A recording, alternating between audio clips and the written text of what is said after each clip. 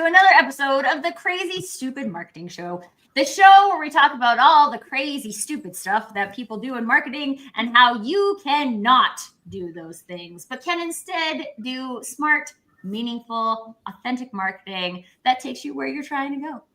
And today is panel day, everybody. If you're watching, you will see we have a group of us here today, which I'm very, very excited about because I have specifically configured this panel around a specific topic. Because I will share, this was maybe about a month and a half ago now. I read this state of the CMO report, and it had some pretty not great stuff just saying it. And so I'm like, well, why don't we get some CMOs together to actually talk about what is the role of CMO? How is the role of CMO changed for those of you who are new to the shorthand CMO? That's Chief Marketing Officer.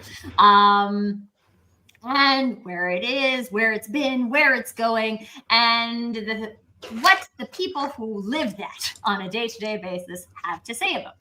And so if you happen to be a CMO too, and you're joining us in the chat, I would love to hear your perspective as well. Please feel free to share it. We also have Chasen who's joining us already. Chasen, hello. Welcome to the show. And if you are here and you're not a CMO, and maybe you don't have a CMO, and you'd like to ask some questions about the value of a CMO or what I'd ask a question to a CMO level person, because we happen to have 3 of them here today, please do that. Get in the chat, share your questions, share your comments, share your perspective, share your insights, share all of the things, because it makes our conversation even more robust for today.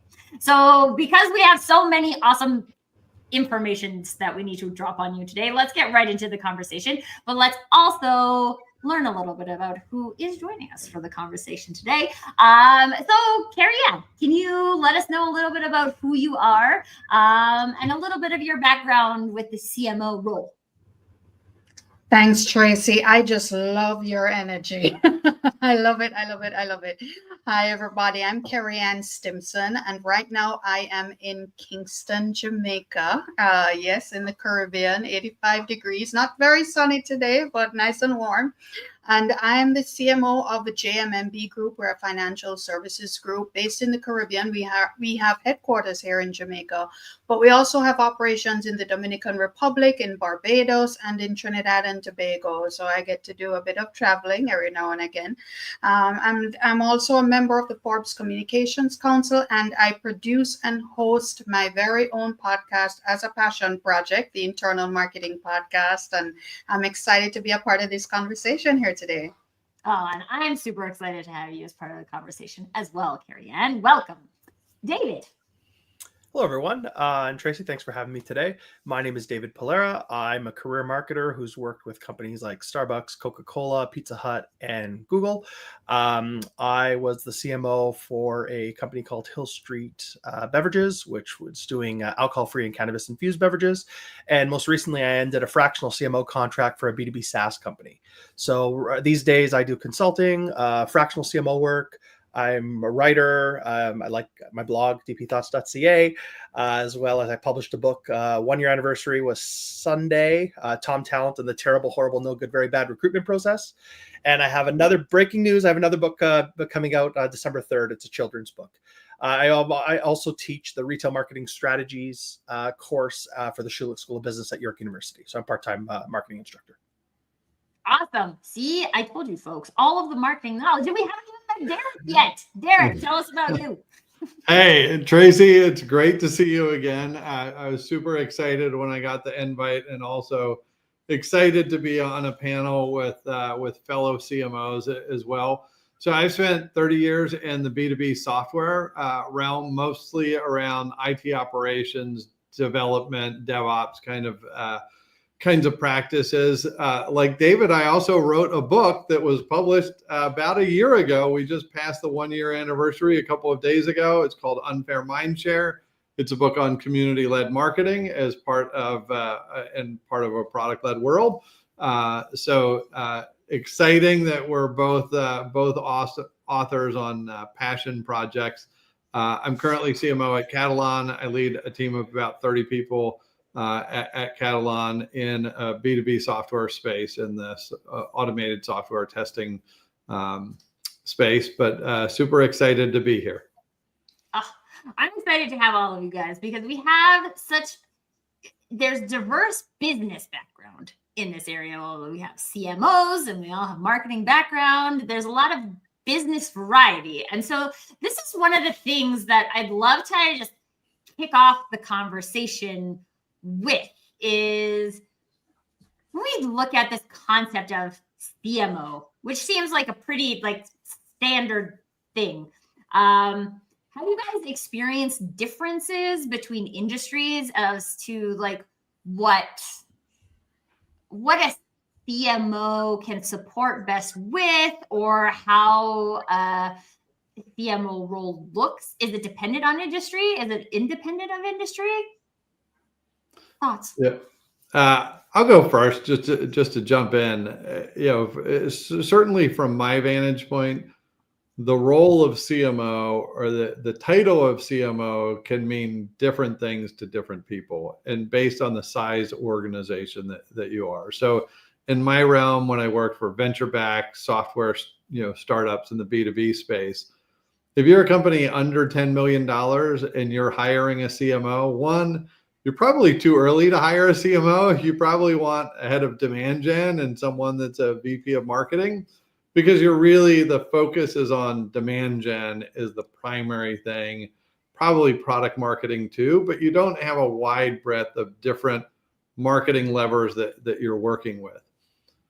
In a kind of, let's say $10 million to $100 million range, you're starting to, in the earlier areas or the smaller areas, you're trying to start a marketing practice across the board. You have demand gen, you have brand, you have product marketing, you have design, you might have SaaS or self-service business, you might have a community aspect, you have PR, you have analyst relations, all the other facets that a smaller company just can't afford the resources around. So your marketing ends up very focused at that point. When you're let's say larger than 100 million in my space, there's a lot of work that continues to go into demand and growing the business and scaling the business that way, but you spend a lot more percentage-wise on brand efforts. So if you are a multi-billion-dollar organization, you're spending a ton on brand, and that helps just continue the demand that you've generated, years and years back. So I think there's just a balance of the CMO title can be the same. The size of the organization can dramatically change what is your focus in that role. And Carrie, I think that's fair. I was going to disagree with Derek for a bit, and then he kind of wrapped it up, and I'm like, okay, I agree with this final point. I think that the CMO role, the label gets applied maybe a little too liberally. I would argue that it really is about kind of, to Derek's point, the level of responsibility and what you're actually doing. So in a smaller organization, are you the CMO? Is that the right title for you? If you're the only marketer, sure, you can call yourself the CMO, but at the end of the day, you're really doing a lot of hands-on marketing, right. A lot of stuff that Jack or Jill of all trades. It's fine if you want to call yourself the CMO, but when I think of CMO, I'm thinking about higher level strategic type work. What's the direction of the business? How can I be growing the business? We can have a completely separate debate about brand versus performance. That's another topic altogether. It's another podcast. But I would say that from a CMO perspective, you're really coordinating efforts and resources and kind of setting the vision. And I think there's also a good time to kind of differentiate what I call small M marketing and big M marketing. Small M marketing is people who don't really understand what marketing is and think marketing is advertising. They think it's communications. And big M marketing is kind of how the CPG marketers grew up, knowing that there's 4 Ps and marketing's basically the general manager of the business, of the brand. So you're not just worrying about communications, you're worrying about your product line, right? The tech company did didn't really do marketing a favor, I think, by separating off product, which is one of the 4 Ps, as a completely separate marketing function. I think that the CMO ultimately should be looking at the type of products that you're offering your consumers, understanding your consumers, making sure that you're targeting the right consumers with the right products at the right price, and making the products and services available in the right place. I mean, it's the 4 Ps of marketing we all learned in business school. So I think the CMO, particularly as you become a CMO in a larger organization, it's really not only about setting the vision for how you're going to help grow the business, but also about coordinating the resources in order to make that happen. Yeah, I would say that I'm in alignment with that, David. And there's a lot of doing that happens in marketing. We talk about that a lot on the show, is the things that people do just to say that they did marketing. But I think that it's interesting. Actually, Carrie Ann, I'd love to get your perspective on this, because I feel like from a banking perspective, in terms of product, like that is always very client driven. And so interested to hear from a product perspective, different than like what tech has done and like segmented off product, if it stayed kind of holistic, and what your thoughts are on that, like high level, the classic 4 Ps. We always come back to them, don't we? Yeah.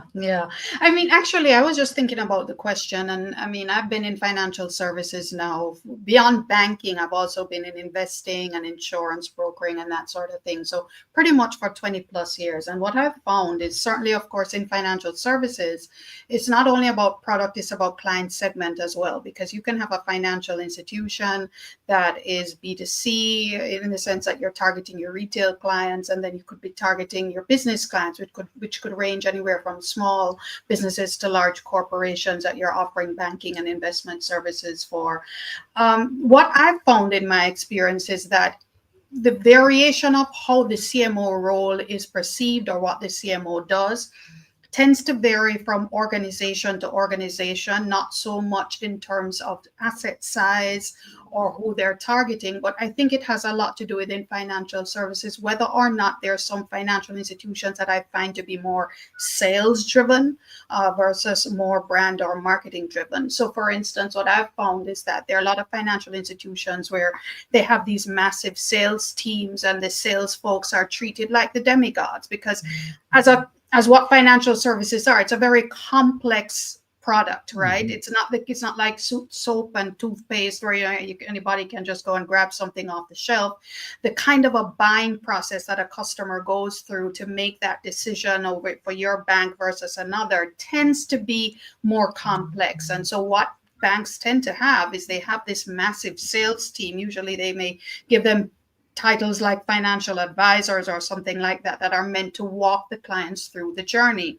Now, what I've found as a marketer in this space is that the sales team, because they're so core to the conversion process, there are a lot of financial institutions that see the sales team as, again, that kind of a demigod type of a group where everything is about how do we support sales to sell. And unfortunately, what that means for marketing is relegated oftentimes to a role of sales support, where we're kind of like the arts and crafts department. We put out the ads and provide the brochures for the sales team to do what they do.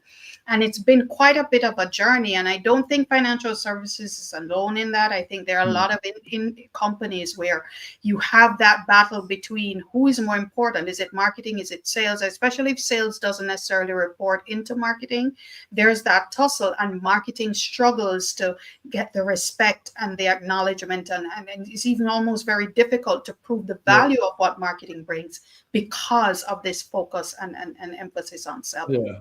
I'm kind of laughing listening to Carrie Ann, and going back to her point on segmentation. Like, I can see an organization where sales is king, where they're like, we're selling our product, we know how to sell our product, we're good at this. Marketing, just support that motion, right?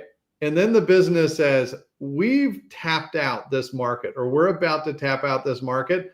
We want to go from our B2B sweet spot into B2C. And then the sales organization has to say, oh, do we need new salespeople? Do we use our existing salespeople? How do we sell how do we find these people? What do those people care about? we don't know any of that. Who's going to teach us any of that? And it's like, oh, marketing. We know the market. We can help prepare the organization for that. And in fact, if, as a CMO, if you're doing your job of working on the business versus working in the business, then saying, I can see the market. I think we're about to tap out this B2B space. We probably want to expand into a new segment, into this B2C or whatever the new segment is. How do we prepare the organization for that journey? So if we say we're entering this market that has this value, we can actually start to generate some of that value as revenue in our company. But it's just, that classic, like, sales can run everything, but as soon as you enter a new product or a new market or a new segment, it's like marketing is really needed, because sales, like, I don't know how to operate here. Like, I know how to win in the thing that we're winning in today, maybe fine. But as soon as that formula changes, marketing is definitely needed in the, leading that discussion. It's funny. I was just about to make a comment, and someone in the comment section just kind of said something very similar to what I was saying. So thanks, Tim. There was an old phrase that I don't know, maybe you've heard it before, but I learned it years ago. It's marketing puts the ball in play, sales puts the ball away, right? So it's about, marketing is about driving demand, right? Figuring out the demand, figuring out where the product's going to be most welcome, or what that customer need is, and where the products and services are going to meet it. And then sales has to go out and execute that. And I think that, sales is critical for every organization. Your organization's done if you don't have sales. So I think the problems become to, kind of what Tim was saying, is that if you're not getting the sales and marketing teams working together, if you're not getting kind of the mutual respect, I teach in my classes, you never want to be an ivory tower marketer, right? You never want to put together these amazing these amazing marketing plans, and then the sales team gets it and says, what are we going to do with this? This is garbage, right? That's just not understanding the realities of the sales landscape. But the reverse of that is that you don't want a sales force that has no respect for the contributions that marketing can do, that turns marketing into the brochure department. And then all of a sudden you're not paying attention to the insights that the marketing can provide. Or, that's where I think the balance has to happen. You want an organization where everybody's goals are aligned, and where marketing's driving demand and sales is closing, right? And I think that that's easier said than done, for sure. But I think that's got to be the goal. Yeah. And so I just want to share the comment that you referenced there, David. Tim was sharing that integration of marketing and sales strategy is critical. In some orgs, sales is the primary vehicle for customer connection. In others, it's marketing. Neither is more important than the other. They need to work together to execute the integrated strategy. So let's talk about the integrated strategy, because, we have a role like chief marketing officer, and we have departments like marketing and sales. Often things can start to get very siloed. So as a CMO, what is the role of prioritizing this integration, focusing on this integration, or creating opportunities for the integration? I just want to jump out by saying that prioritization of relationship building is critical. All right. And I found that throughout the course of my career. It's recognizing that the relationships that you build with key stakeholders is very, very important. And yes, I know we're going to get into, the strategic planning process and who goes first and how do we work together to bring that together. But the reality is that what I've found is that the relationship building with those key stakeholders, your head of sales, your CEO, your CFO, that kind of relationship is so critical to build, and that's where it starts, including basic things like trust and understanding. If those basic tenets of building relationships within the organization, where there is that trust, where there is connection, where there is understanding, where I really feel like this person is on my team and we're working towards the same goal, that's the bottom line foundation where I think CMOs would need to start. And what are your thoughts, Derek and David, in terms of this? Because I feel like this is not a solo project, right? The CMO can't just be like, yes, I'm going to go and do this. Yeah. So part of it, for me, it aligns to, two things. One is, marketing only works when it's aligned to the business strategy. And the second thing is marketing only works when it's aligned with the customer that you have in mind, right? But going back to the first point is, and I do this with my head of sales as well as my CFO and the rest of the executive team. What's the business strategy? What market are we going after? Where do we expect to make money? Where did we make money this year? How do we expect that to change next year? Where is the focus on the team, right? And are we aligned to, this is where we make money with these products in these markets, serving these customers with these particular products, right? And are we aligned on that focus, so that if we say the financial plan says we're going to make $100 million here with product A and $50 million here with product B, marketing should execute toward that strategy, but sales has to say, we're going to make our quota by selling $100 million of product A there and $50 million of product B there. And if sales is like, no, we're going to sell 300 million of product A in this market, and we're going to sell 25 million of product B in this other market, that's just, that's going to create a collision that's not going to be nice in terms of the strategy execution. So part of it just starts with, what's the business strategy? What are the products? What are the markets? What are the revenue? And what's everyone's plan around that? No marketing leader or C-level leader should sit in a silo and say, I'm just going to come up with my own plan for how I think this business should work, regardless of what my peers around the table say, because you're going to be disjointed and disconnected, through the whole exercise. And it's really that, how committed are we to the plan and the strategy? And sometimes it's how much do we keep our teams aligned on the strategy at play? So as a quick example for me, we have products that make up our core revenue generation. And then we have some new products coming out. And there's some executive that's like, the new product coming out, we've spent a year, 2 years, 3 years building this thing, and it's going to be new and great and shiny, and everyone's going to love it. And then certain people in the marketing team or the sales team can get distracted. It's like, oh, there's the new thing out there. Like, okay, the new thing has a plan of $2 million this year, but the core thing has a plan of 100 million. Like, why are you getting distracted on 2% of the revenue when we should be focused where 98% of the revenue is created? And so sometimes at my level, you have to just remind people, hey, remember what the plan says of where we're making our money? Let's focus there and not be too distracted by the newer shiny thing, both in marketing and sales. I would agree with that. I would say that the alignment is critical. I'll give you a quick example. I wasn't CMO when I was at Coca-Cola. I was a senior brand manager, but I was launching Zico coconut water in Canada. And Zico coconut water, at the time, coconut water was still kind of unknown and new. And the only coconut water that was in the aisles were like the $1 cans. And we were selling premium coconut water for like $4 a unit. And so it was significantly more expensive. And so we wanted to launch into the market. And, the easy way to get trial is to drop the price. But we wanted to position as a premium coconut water. Well, that inherently is a conflict, right? Because marketing wants to keep the price high from a premium positioning. Sales wants to meet their numbers by selling lots of cases. So I think an example like that, the alignment has to be that, do we all agree that this is supposed to be a premium product? Because if so, we need to find better ways to sell this product through as opposed to dropping the cases.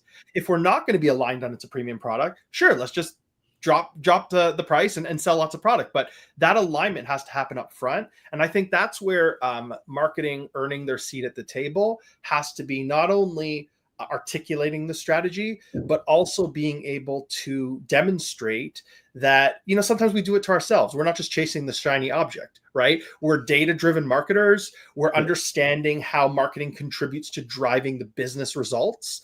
And if you're not doing that, then it's no surprise when the sales team wants to ignore your strategy, because they don't trust that it's going to work. So part of it is building the relationships, to Carrie Ann's earlier point. I think part of it is making sure that you're aligning everybody, which means strong communication, but also it's just about earning your seat at the table by consistently ensuring that you're doing stuff, you're working on priorities that are going to move the business forward, not going to go win the fluffy awards or get followers or any of those fluffy metrics that too many marketers like to focus on.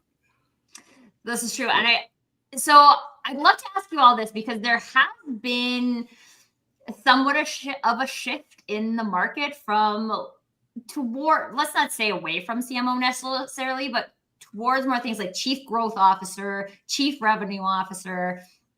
And it's interesting to me because I feel like when we look at things from a growth or revenue perspective, there is that clearer goal, right? This is where we're going, or this is our growth, this is our revenue model.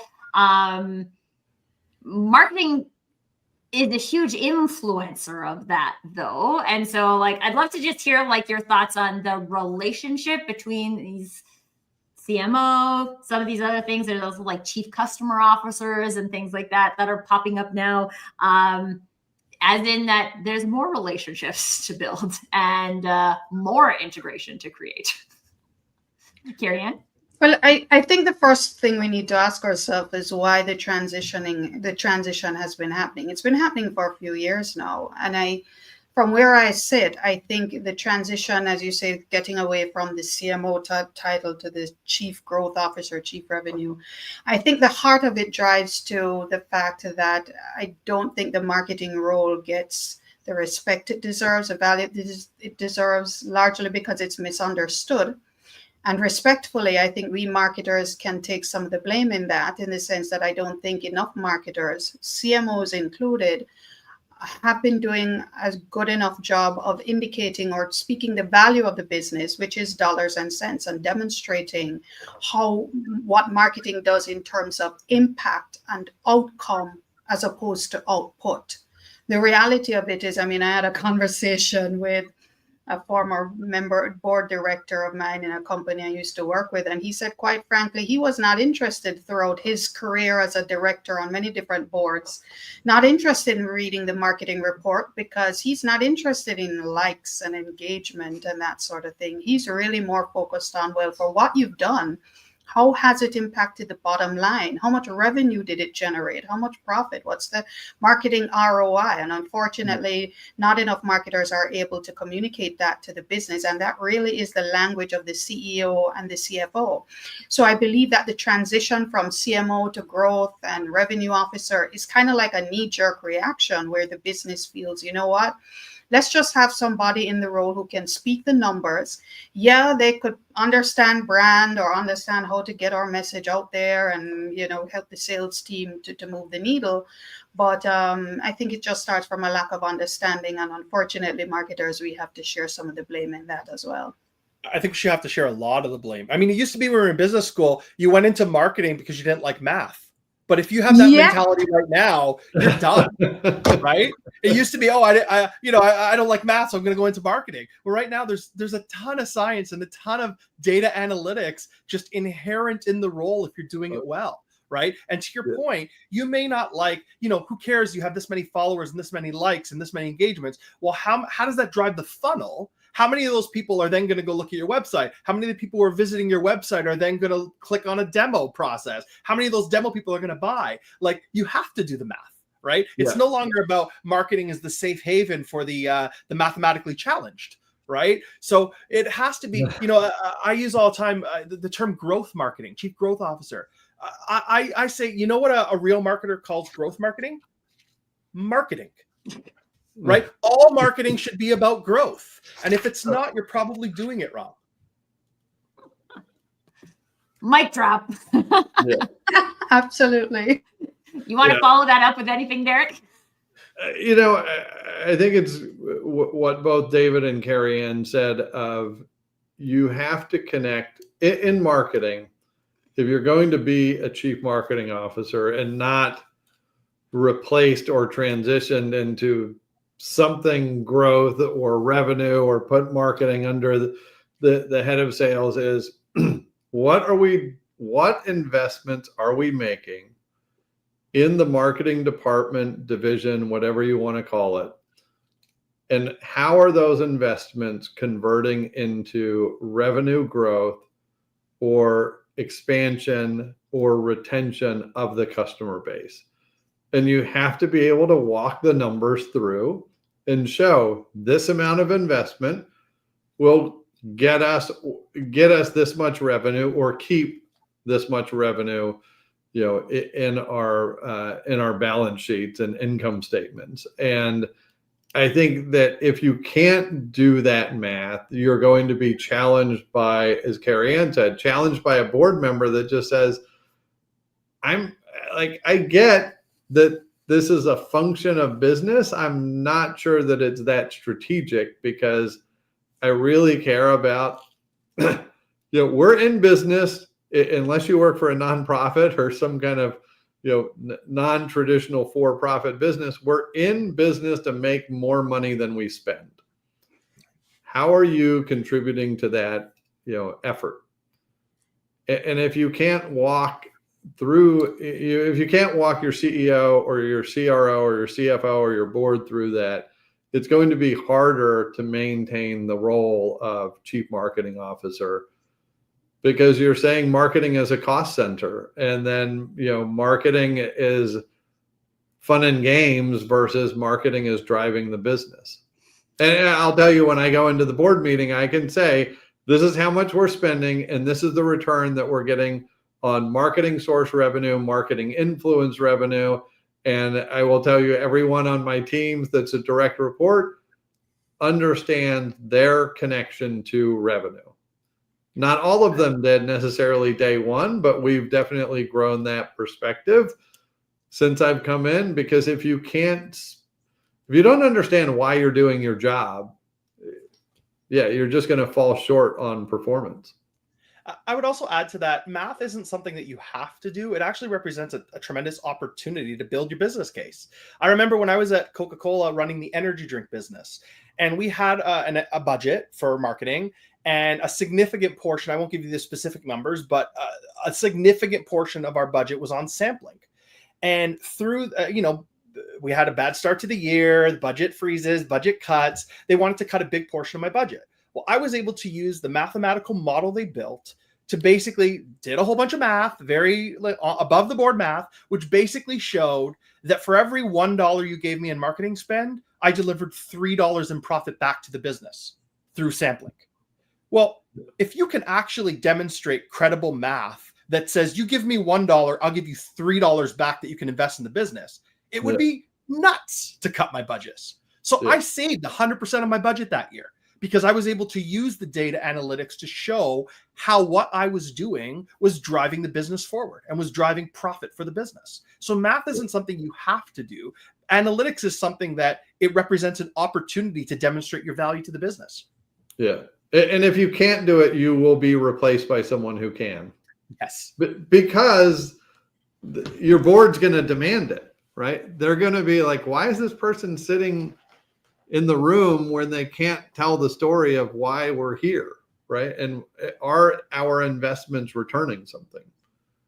Well, and I think that is because I remember reading that in the state of the CMO report was about how we can't get budget. Everybody's just cutting the budget. And my brain immediately went to well, if you can prove that your budget is generating value for the organization, then we shouldn't really have a problem.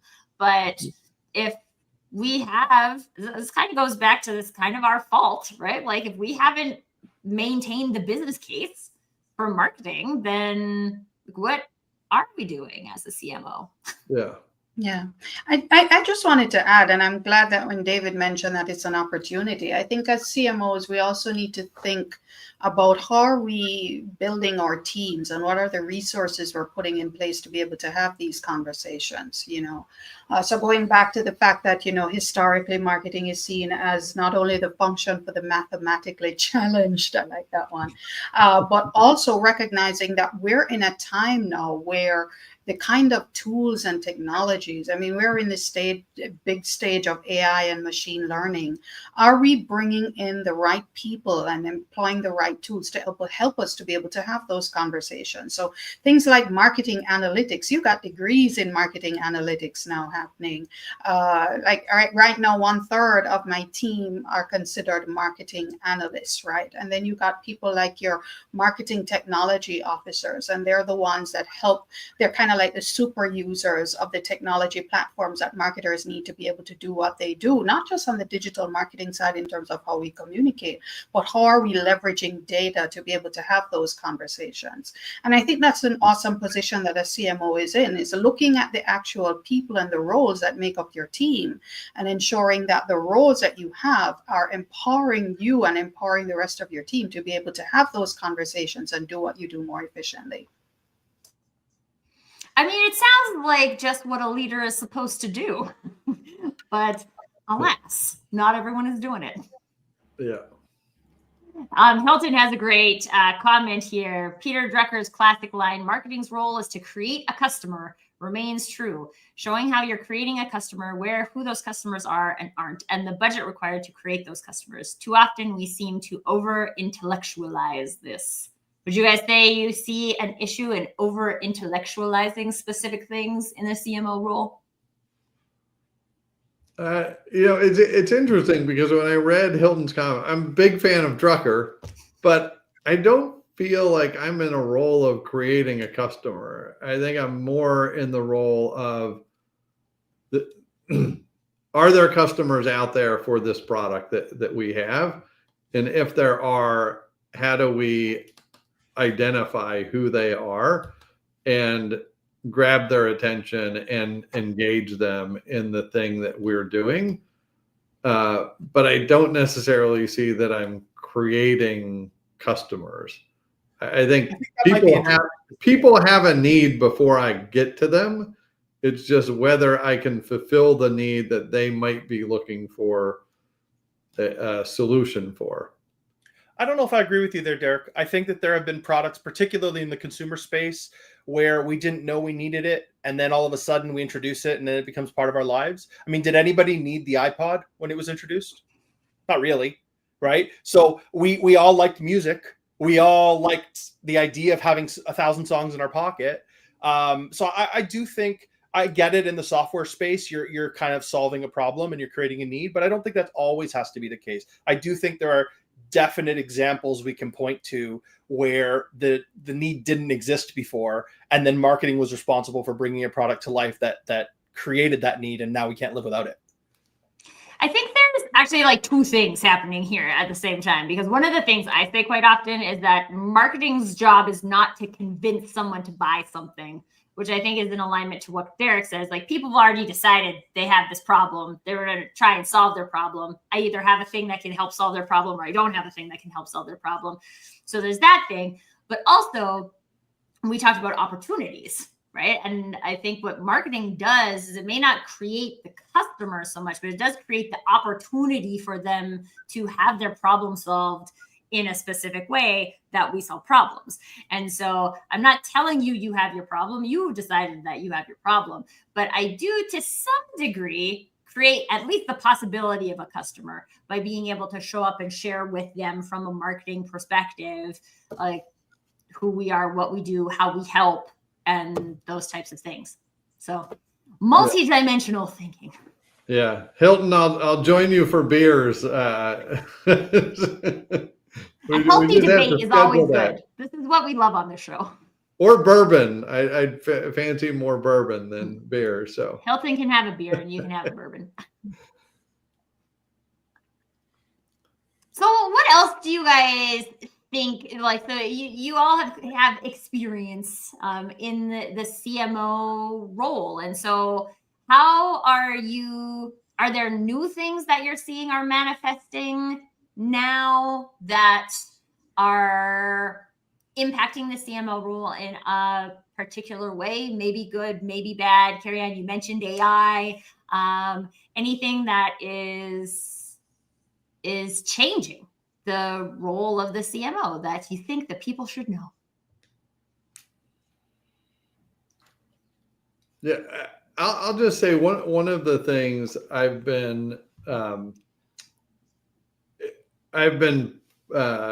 talking to a lot of people about, and this might apply a little more into B2B than it does B2C, because I think B2C probably got this right sooner, is the authenticity in marketing. That a lot of marketing feels really inauthentic in terms of how it engages a consumer, and it talks about its product, it talks about its brand, and it tries to convince you of a story by, like, if I say my story enough, then you'll be convinced that this is an important story for you and you'll change your behavior.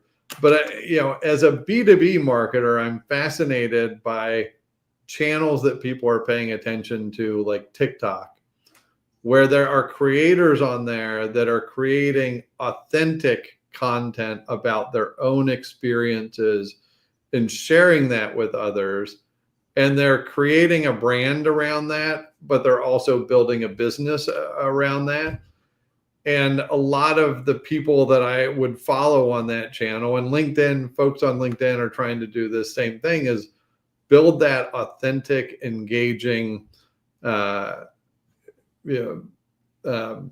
content or communication with the market, and less of a, let me just talk about me all day and me and my products and my company, but more like, let me connect human to human with David and Carrie Ann, and like be more authentic, be more believable in that approach. And there's a lot of B2B marketing that I see that's just inauthentic and doesn't really try to connect with the consumer, right? And if that consumer is a B2B, audience, or I should say the customer, not the consumer, right? It just feels inauthentic. And I think that B2B has a lot to learn in that way. I'd just love to piggyback on that a little bit, Derek, because you're kind of delving into a passion area of mine, which is the whole matter of internal marketing and employee advocacy. And to go back to your question, Tracy, I think that as a CMO, the powerful partnerships that marketers are now realizing that they can forge in an organization, and one of those powerful partnerships that I know have served me is marketing and HR. And marketing, HR, and even including internal comms in those organizations where internal comms isn't part of marketing. Because what I've found is that, of course, marketing, as far as I'm concerned, is kind of like that chief customer advocate voice in the organization or company. And if our employees, if our people, whether you're in sales or the front line in some way, especially in the B2B space, but even in B2C, it's your people that help to create that authentic connection between the brand and who it is you're targeting. And what I've found is that as a CMO connecting with HR in a more deliberate way, what that does is it acknowledges that our employees are people that actually need to be marketed to as well. Let's face it, if our employees are not bought into the mission, the vision, the purpose of the brand, if they're not aligned with the brand, if they don't see themselves as a part of that process, heck, I mean, there are times when employees will tell you that they hear about the marketing campaign from the customer before they even know about the campaign themselves, right? So if we're not strengthening that partnership, the people partnership, the internal people partnership, then I think we as marketers are losing an opportunity. And I think it's something that more CMOs can tap into. I know it has served me. And even when I talk about my marketing and building my brand, when I compare what I spend on my marketing relative to the competition, I get so much more bang for the buck because I have a frontline team that's so engaged in the brand, is so engaged in the purpose, and so engaged in what we're doing, that how they deliver and the language they speak is so aligned with the brand that the customers, they get it. The external customers get it. And what tends to happen is I don't have to spend as much on my marketing because that customer employee interaction is so solid and lines up so well with the marketing message that I spend a fraction on what I would ordinarily spend on building a brand and driving growth. So I'd support that. I think there's a great opportunity for marketing and HR to dig and dive into the people element and how people can be those awesome ambassadors and advocates for the brand as well. David, I'm really curious on your thoughts because you've spent so much time in the B2C, consumer world. You mentioned before that B2B kind of left the product behind, and you don't get why they did that. But is there something else that aggravates you that you're like, oh my gosh, like B2B? Just one thing that aggravates. We don't have the time to talk about all the things that aggravate me. Tracy, we need a new session on the disconnect. Part 2 B2B and B2C aren't learning from each other as much as they should. That's 100%. You nailed it right on. I like the I can't take credit for it, but it's B to H, it's B to human, right? B2B, yeah, for sure. The sales cycles are longer. We know that for sure. There's more decision makers in the mix most of the time, but at the end of the day, there's a person making a decision, and a human has the same biases, the same preferences, the same affinities for brands. So I think that the fact that B2B marketers are kind of saying, hey, you know what, maybe this authentic storytelling, maybe they're onto something here on the B2C marketing. Yeah. Marketers like Apple and Coke have been doing it for decades and building big brands. And then when you look at the really big technology brands, these are the ones that are starting to tell stories. Google, now Google is a consumer brand too, but Google, let's not forget, does a whole lot on the B2B side. And they're telling stories, and they're learning. We have an affinity for Google, and so if you have to then go and buy a cloud product, right? Google all of a sudden is top of mind, right? So it's still brand building, and I think that there isn't as much of a difference or delineation. There are differences for sure, but I have found that there are a heck of a lot more similarities between B2B and B2C than I think most people have historically recognized.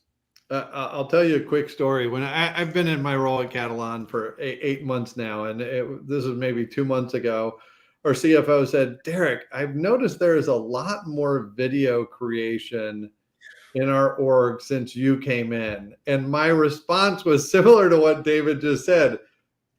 It's business to human. Like, people buy from people.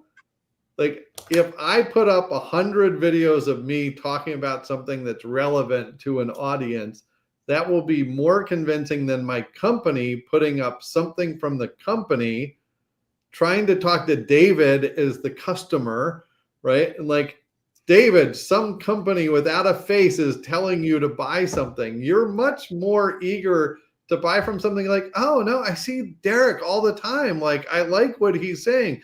I'm interested in that. I'm connecting with that. And so, and it's not, I'm not on video a whole lot with our business, but we've engaged people in our business to be more on video, people in our community, people in our customers, because it's that business to human connection. I don't want our company out there saying this. I want our people out there saying it.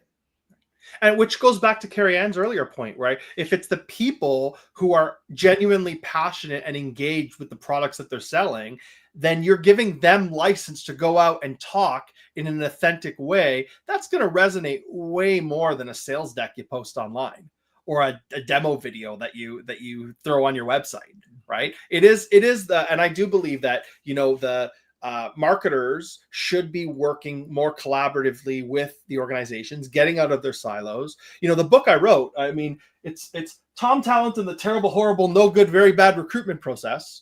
And the first part is kind of a joke. It's kind of a hook to let it know. But the second part of the book is research, statistically significant research. We surveyed over 9,000 Canadians that talked about when you apply for a job and have a terrible recruitment process, then you are less likely to not only apply again for other roles in the company, you're less likely to buy from the company in the future.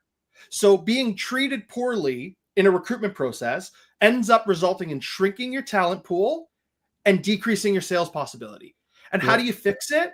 You take a marketer and you have them go to the recruitment process and say, here are all the pain points and how can we fix it? I saw a recruitment rejection email the other day. And the email made it a point to say, oh, we really care about, we carefully consider all of our candidates, and we really look through the application carefully. And it was sent from a no reply email address. Do you really care about your candidates if you're not even giving them the opportunity to ask for feedback? The signature at the end was not a person's name. It was just a generic company name. Yeah. Terrible. So, you know, just basic marketing principles would say, let's take a look at the recruitment journey and figure out where we can make the process better, so that even though, you know, you get 100 people applying for a job, only one of them might get it. But the other 99, how do you make them say, man, I really wish I would have gotten that job, and I'm excited to apply to the next time there's an opportunity, right? Those are marketing principles you can put in place in just one example, in this case being recruitment. Yeah, and this is fun fact for people who missed last week's episode, which was on the brand experience continuum and the relationship between marketing and HR. So you can go back and watch that episode. And the episode right before that was on being human to human. It's like we do the things that we talked about on the Crazy Stupid Marketing Show. But I'm hearing a lot of humanness, connectedness, relatedness. I didn't hear a lot about, like, I need this email service provider, or I need this AI automation. So, and I mean, I'm not one to say that, like, there's lots of good things that AI can help with. I'm not saying that it can, but I think this is something that, from a marketing, a high level strategic marketing role, whether we're calling it CMO or we're calling it whatever, brings to the table is, how are we doing this? And also, how does our business do that? If we're a financial institution and those guys are a financial institution, and we were both going to say customer centricity is important. Okay, how do we live that? Do we live it in our hiring process? Do we live it in our onboarding process? Do we live it in our review process? Do we live it in our... I was having a conversation earlier about Net Promoter Score, and I've seen Net Promoter Score implemented so terribly so many times. The concept is good, but people just butcher it, because the point is to actually learn about your people. And if you're not going to learn about your people, including the people you disappointed, then don't do that. Either you care about learning or you don't.